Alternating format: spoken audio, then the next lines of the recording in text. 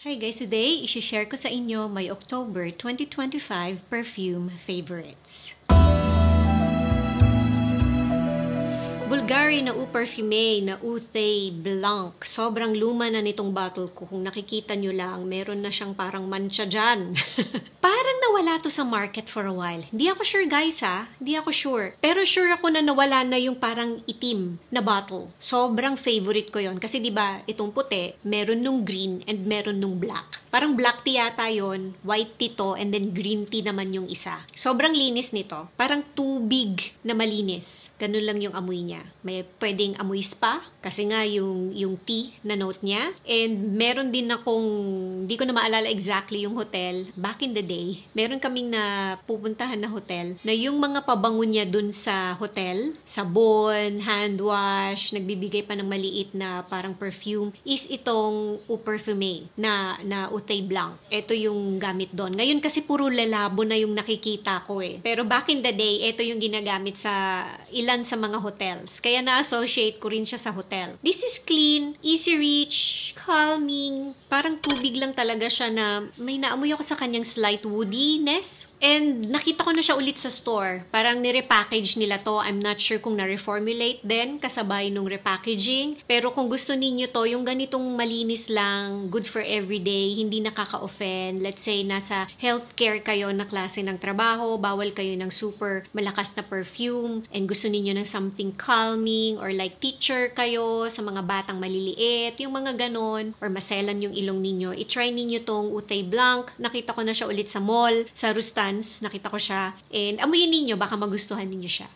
Ferla Authentica EDP. Wala tong EDT. EDP lang to. I think lahat yata nung line na to, yung ganito yung style ng bottle, parang lahat yata sila EDP. Naamoy ko na lahat yon, even yung latest one. Parang gusto ko rin yung latest one, pero parang hindi siya yung gustong-gusto ko. Meron ako nung blue yata or parang purple. Parang blue yata yon. Pinamigay ko na. Pero etong Authentica or Authentica, lagi ko sinasabing Authentica lang siya. Wala siyang H. Ang fresh nito and clean. Para siyang floral, clean. Gustong-gusto ko siya kasi isa din to sa parang easy reach, all year round, madaling gamitin, na klase ng clean, floral, pero fresh. Para siyang pabango from Jo Malone. Ganun siya. Or yung Gucci na Envy Me, nabubulol ako guys. Yung mga ganong klase ng parang fresh, floral, fruity na perfume, pero hindi ko siya talaga masabing fruity na fruity kasi parang sobrang balanse na parang watered down yung dating niya na madaling gamitin. Ganun siya. Nothing really special, pero pag ginagamit mo siya, uplifting and you smell clean and nice. So, dito na tayo sa last na bottle. Talagang hinuli ko siya. And this one is recommended by another viewer friend. Marami na sa inyo yan. Yan, lagi kong nami-mention yan na matagal ko ng mga viewers, even from nung mga makeup pa yung nire-review ko, wino-wear test ko, medyo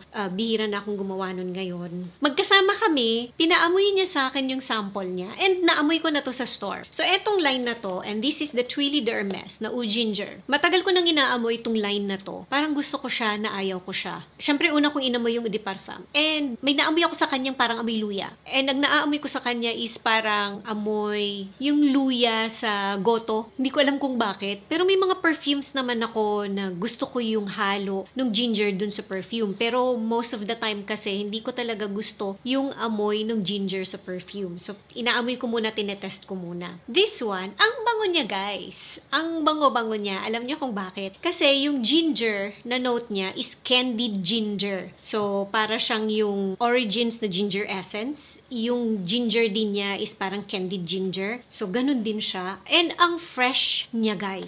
And I'm so happy na na-test ko to ulit. And nung ginamit ko to, kagaya ngayon inaamoy ko siya, ang linis niya guys. Hindi siya yung matamis, hindi siya yung very floral. Medyo kakaiba siya na klase ng perfume. Ayun nga, parang yung origins. Hindi siya yung perfume na perfume or perfumey yung dating. Pero you smell nice. And pag nag-dry down siya, pag tumagal siya sa skin ko or sa damit ko, hindi ko alam kung bakit, medyo kaamoy siya ni YSL Libre EDP sa skin ko and sa damit ko. Parang magkahawig sila ng dry down. Hindi ko naman sinasabing parehas, pero medyo magkahawig sila ng dry down. I don't know why. Parang amoy bagong plancha na puting damit na malinis. Ganun siya. I love this. Isa to sa mga easy reach. I don't know, baka magamit ko siya ulit ngayong November kasi sobrang nagustuhan ko siya. And even yung husband ko, nung time na ginamit ko to, pag uwi niya, nakomplimentan niya ako sa pabango ko. Nahihirapan ako i-describe yung amoy niya kasi to me, it just smells clean,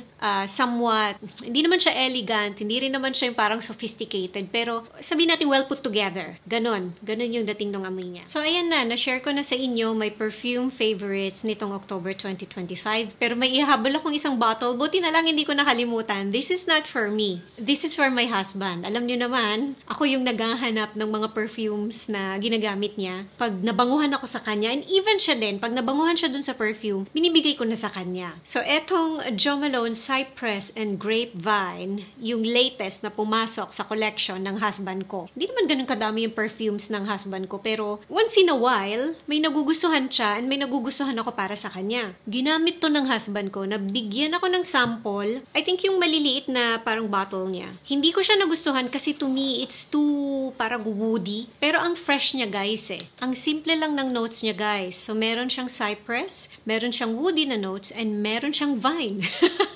Kaya yun siguro yung pangalan niya.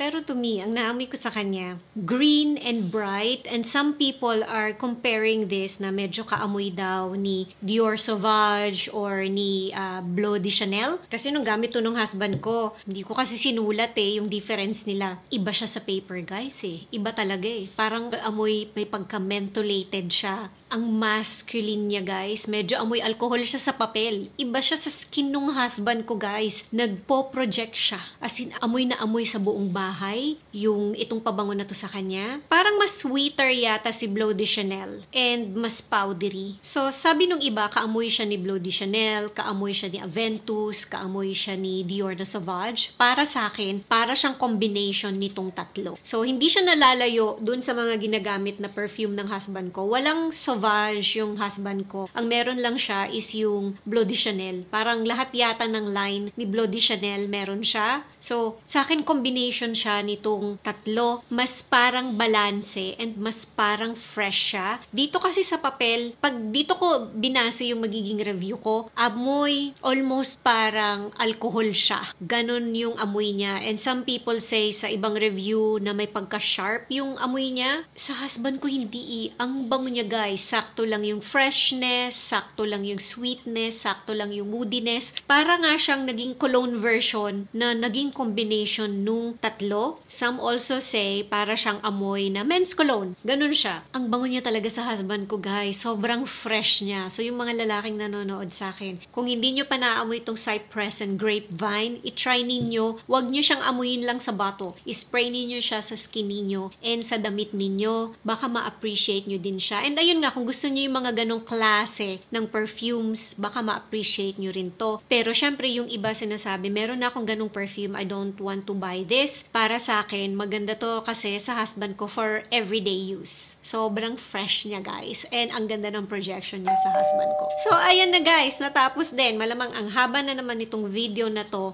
I hope nag-enjoy kayo. Thank you for watching and see you again on my next video. Bye!